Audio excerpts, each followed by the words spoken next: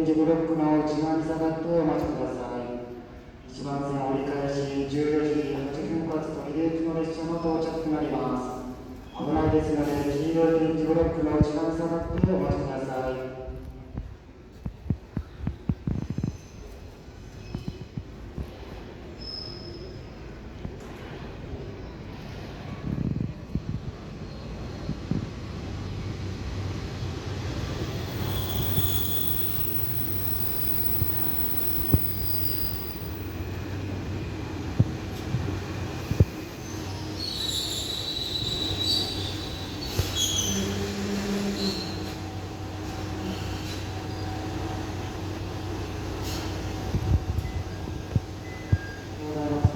終点の混雑、忘れ物、落とし物など何でもご注意ください。